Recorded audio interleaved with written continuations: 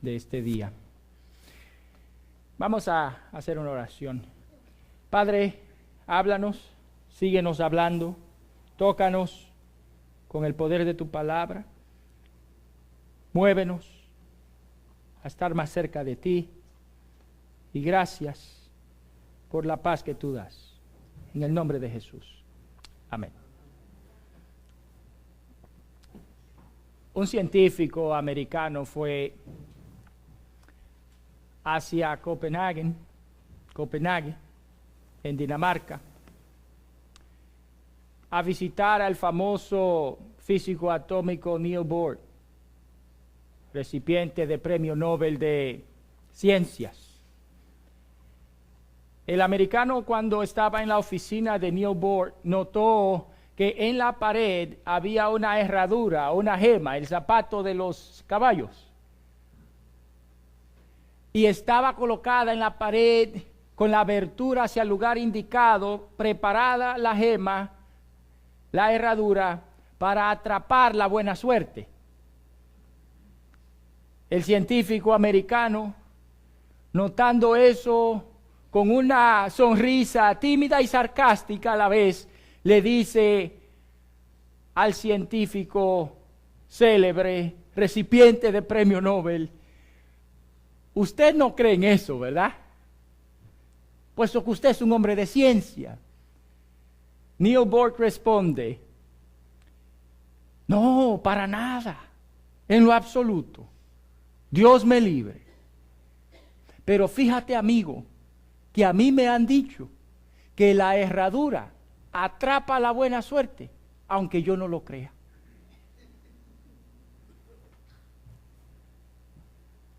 Es poderosa la creencia, ¿verdad? Cuando uno cree, el semblante le cambia, el corazón se llena de esperanza y la perspectiva del porvenir se convierte en positiva. Y el creer es parte de lo que nosotros somos, de nuestra esencia como persona, como individuo. Cuando de vez en cuando escucho yo a alguien decir: yo no creo en nadie, en mi mente, en mi corazón, lo único que yo hago es dudar la afirmación. Porque de una u otra forma yo creo que el camión de la basura va a llegar. Y le doy gracias a Dios que llegue. También confío mucho yo en que cuando abra la llave el agua va a salir. Toco con el dedo y la luz se enciende, y de hecho yo creo que así va a pasar.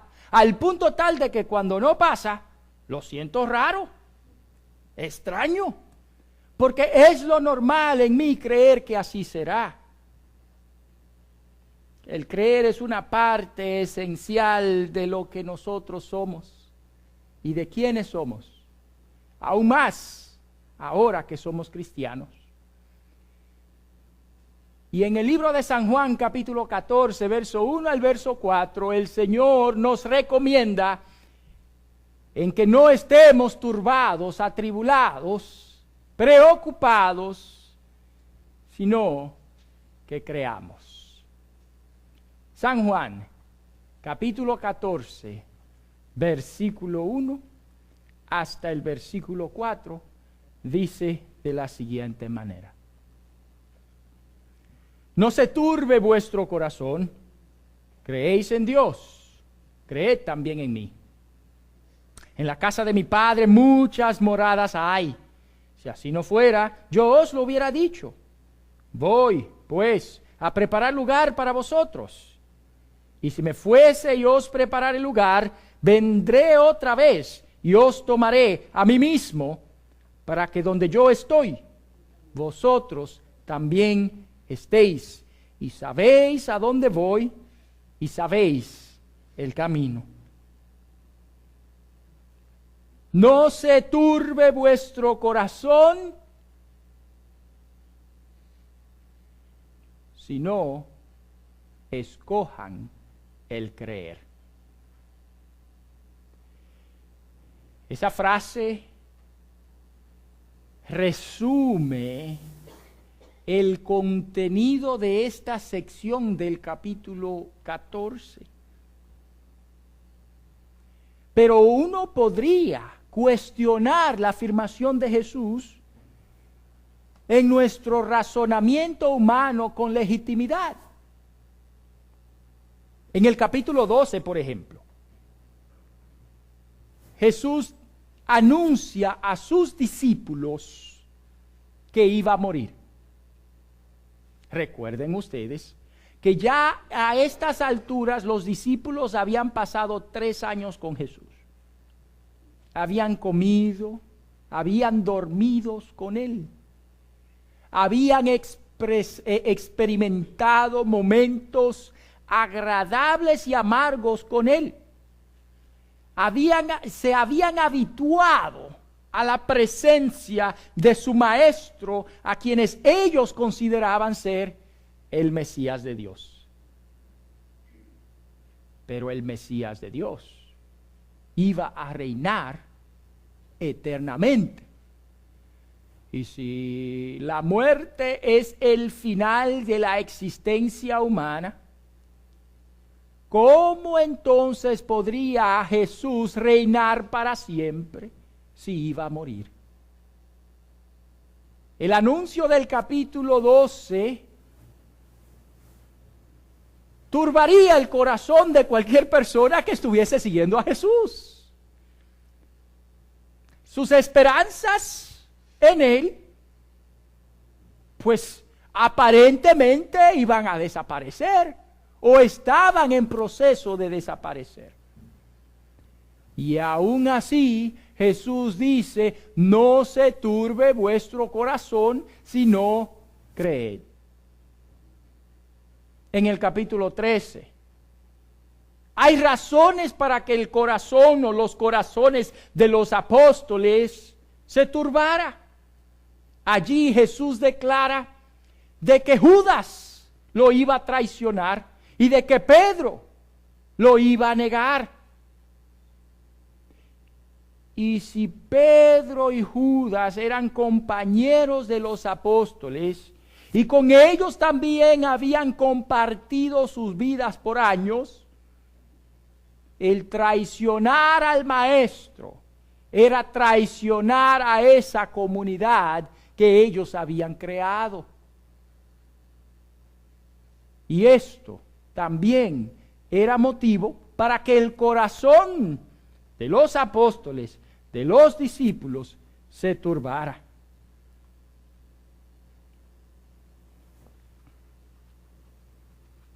Todas esas noticias eran problemáticas, demasiadas incertidumbres y demasiados riesgos. No querían ellos que su maestro pereciera, no querían que su tesorero los traicionara, ni tampoco querían que entre los que su líder, uno de los líderes de entre ellos mismos, Pedro, quien tomaba la iniciativa, los negara. Pues el negar a Jesús, el traicionar a Jesús, el entregar a Jesús, era hacerlo hacia la comunidad misma. Jesús percibe el corazón humano y reconoce lo que allí se encuentra. Y por esa razón, el verso 1 del capítulo 12 inicia con palabras de aliento diciéndonos: no se turbe vuestro corazón, sino escojan creer. La palabra creer en este pasaje, en el verso 1, del griego pistis, puede ser traducido en 2 modalidades. Una es en el modo indicativo, como una afirmación. Así lo escogieron traducir los que trabajaron en la versión Reina Valera del 60. Y lo hacen como si fuese una afirmación. Usted en su Biblia puede notar que dice: creéis en Dios, como una afirmación. Sin embargo, también puede ser traducida esa palabra como imperativo, en un modo imperativo. En dicho caso sería un mandato. Y lo que diría sería, creed en Dios. No creéis, sino creed. Un mandato a que se crea en Dios y que también se crea en la persona de Jesús. La audiencia de las personas con quien Jesús estaba hablando, esa audiencia de Jesús, eran judíos. Eran personas que creían, ¿verdad que sí? Sin duda alguna, porque creían en las Escrituras, seguían a Jesús. Pues ellos entendían que Jesús y en Jesús se encontraba el cumplimiento de las profecías mesiánicas. Es porque creen en Jesús, en Dios, que siguen a Jesús. Sin embargo,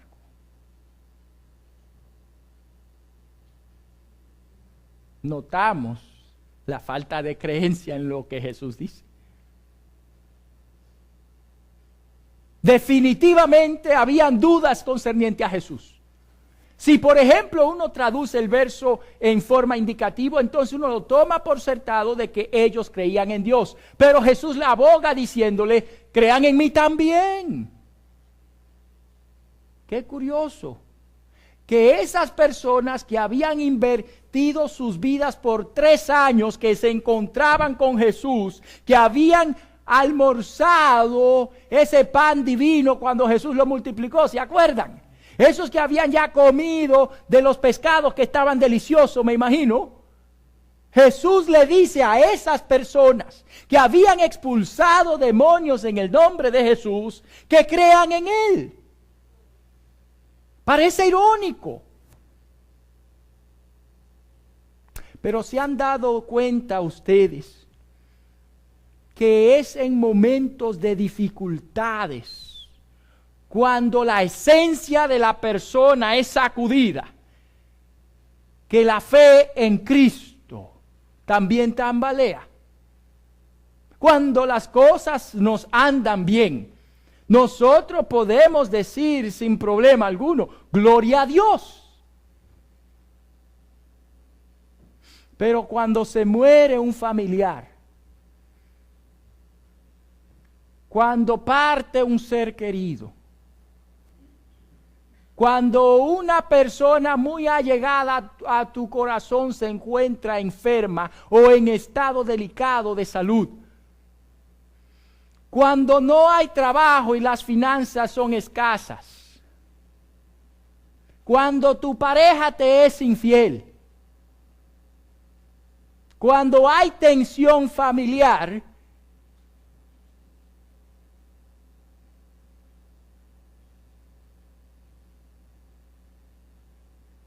es difícil decir gloria a Dios.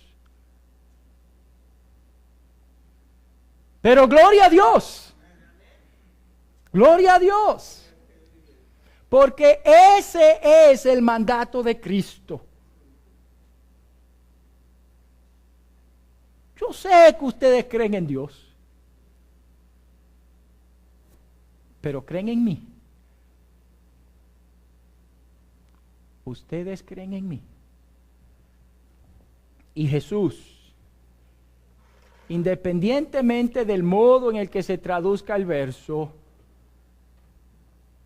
nos manda a sus discípulos, incluyéndonos a nosotros, a que creamos en Él. En el momento de verdad, cuando las situaciones de la vida se ponen difíciles, es cuando la fe verdaderamente cuenta. Un pensador cristiano llamado C.S. Lewis en una ocasión dijo, es fácil creer en una soga, en un mecate, siempre y cuando ese mecate simplemente esté amarrando una caja. Pero si el mecate es el que estás agarrado en un precipicio que si lo sueltas te mueres, tu fe y tu creencia en ese mecate, en esa soga, cambia en momentos difíciles. El Señor dice a sus discípulos y a su pueblo: no se turbe vuestro corazón, sino que escojamos creer. Y digo escojamos porque esa es la forma en que Jesús presenta esas palabras. Volviéndonos al verso 1, por ejemplo, leemos: no se turbe vuestro corazón, creed en Dios, creed también en mí. No se turbe vuestro corazón, porque en los momentos difíciles eso es lo natural, eso es lo que normalmente va a pasar. Si mi hijo se enferma, mi corazón se turba. Si alguien muere, mi corazón se turba. Si hay necesidades, mi corazón se turba. Pero Jesús, en este verso, nos da a entender de que nosotros, su pueblo, tenemos poder para controlar eso. De lo contrario, ¿por qué pedirlo? ¿Verdad que sí? Lo natural en momentos difíciles es que el corazón se turbe, pero Jesús nos da a través de su Santo Espíritu las fuerzas para tener el control de cómo reacciona nuestro corazón. Amén. Y nosotros podemos reaccionar en y con fe. En vez de que el corazón se turbe, en vez de escoger que mi corazón se turbe, yo voy a escoger la fe. Creer en Dios Padre y creer en su Hijo Jesucristo. Y cuando yo escojo de esta manera, algo interesante pasa. Porque es cuando yo deposito mi fe, que todos la tenemos, ¿verdad? Ya yo demostré que nosotros tenemos fe, no tan solo en el gobierno, sino también en la compañía que nos envía el agua, ¿verdad?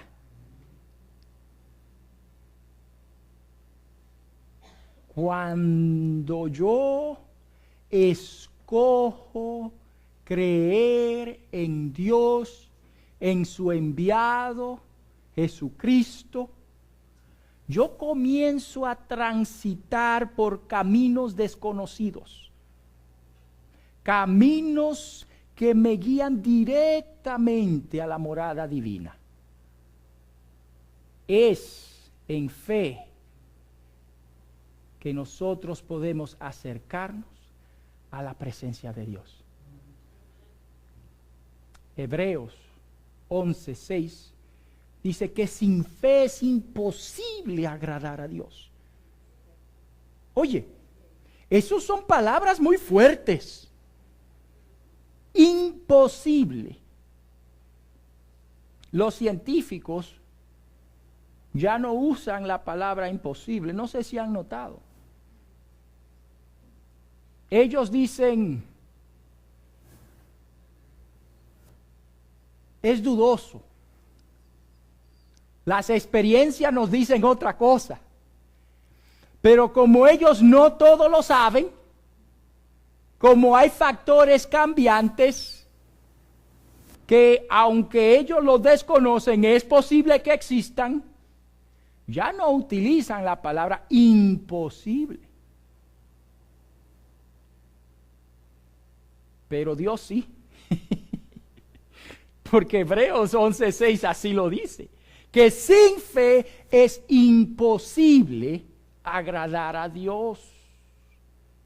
El término fe y el término creer, utilizado aquí en San Juan, es exactamente la misma palabra.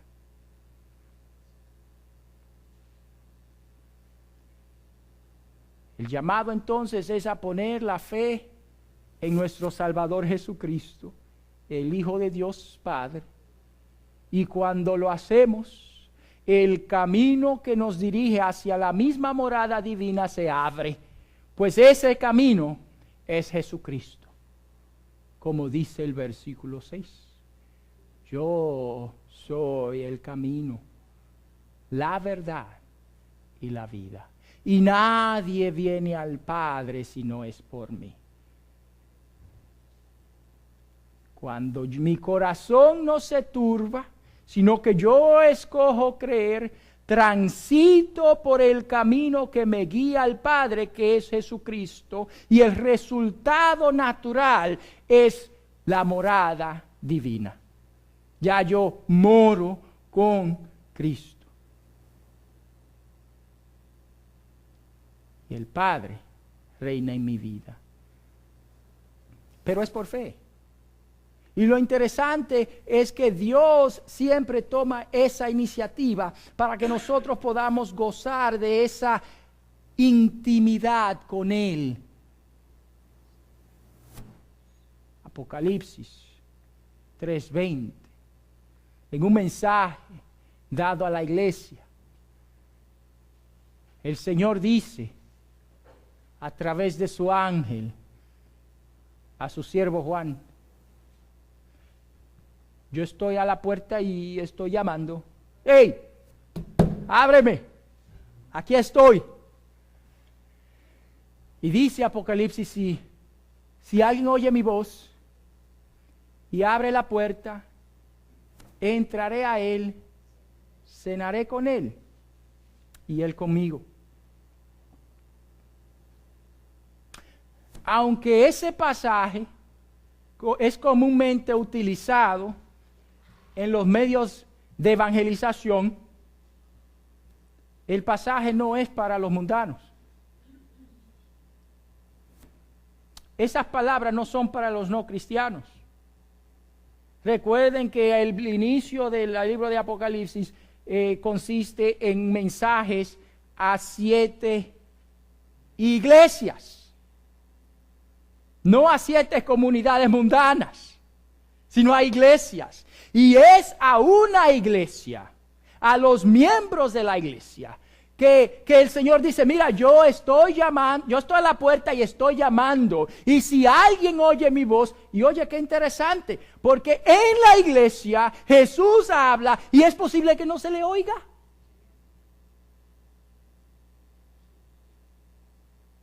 Oiga, en la iglesia. Y no cualquier iglesia, sino una iglesia recipiente de una carta divina. Nosotros somos una iglesia divina, pues fuimos fundados por el Señor. Yo creo que eso lo tenemos claro, amén. Aquí el Señor es el jefe, el que reina y el que manda. Y nuestro corazón le pertenece y somos su reino. Aún así, Él no ha escrito una carta para la iglesia cristiana de la comunidad, fíjese usted. Pero en este caso, en Apocalipsis 3, sí, esa iglesia fue digna de ser la recipiente de una carta divina. Y a ellos el Señor les dice: yo estoy llamando a la puerta, yo estoy llamando. Si oyen mi voz, dando a entender de que es posible que no la oigan, pero ahí estoy llamando. Y si oyen, yo voy a entrar y voy a cenar contigo. Oye, qué bonito sería cenar con el Señor Jesucristo, ¿verdad? ¿Qué clase de conversaciones tendría uno con el Señor en la mesa? Oye, ¿de qué preguntas le podría uno hacer al Salvador, verdad? Tal vez usted comienza a preguntar: oh Señor, y ese asunto del milenio, explícame eso. Es interesante, ¿verdad?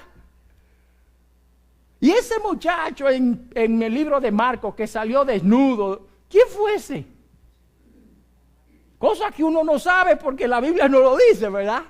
O cosas conflictivas que nosotros simplemente tenemos divisiones en las opiniones. Pero una cosa yo sé: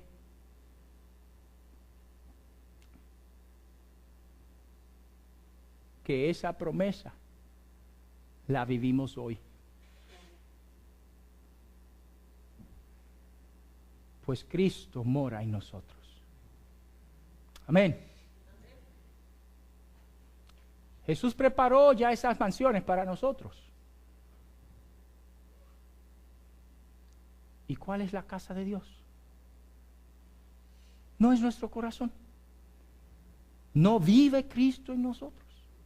No reina su Santo Espíritu en nuestras vidas. Y todo eso porque escogimos creer. No se turbe vuestro corazón, dice Jesús. Oye, en época navideña, mis hermanos mexicanos como que se sienten tristes, ¿verdad? Y no solo los mexicanos, sino también los puertorriqueños, fíjate. Los de Honduras y El Salvador y Guatemala. Y hasta los dominicanos también. Sus seres queridos no están. Pero el Señor dice, no se turbe vuestro corazón. Amén. También, pues, aunque alguien tuvo su padre o su madre, ya no está. Y la Navidad no es igual, ¿verdad? Porque se siente la ausencia del ser querido. El Señor sigue diciendo, no se turbe vuestro corazón. Pues la sociedad ha impuesto en nosotros que hay que dar regalos. Y lamentablemente el regalo que mis hijos me piden yo no se lo puedo dar, y tal vez el único regalo que puedo dar es mi presencia. Y aún así, momento de escasez, San Juan capítulo 14 versículo 1 sigue diciendo, no se turbe vuestro corazón. Que tu corazón descanse en paz con el príncipe de paz por medio de la fe. Creemos en Dios. Si vas a la cárcel, le pregunta al criminal, ¿y tú crees en Dios? Sí. Si sales en la noche por alguna esquina y le pregunta a la prostituta, ¿tú crees en Dios? Claro.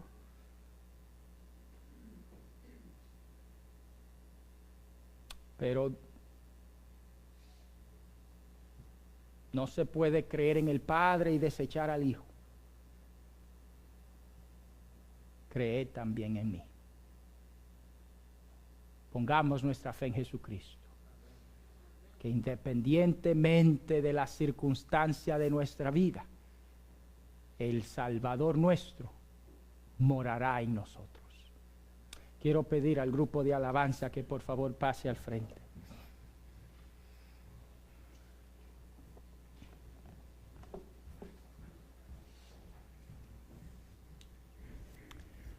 Te invito, mi hermano, mi hermana, que aceptes el reto de Jesucristo. El que el corazón no se turbe es un reto.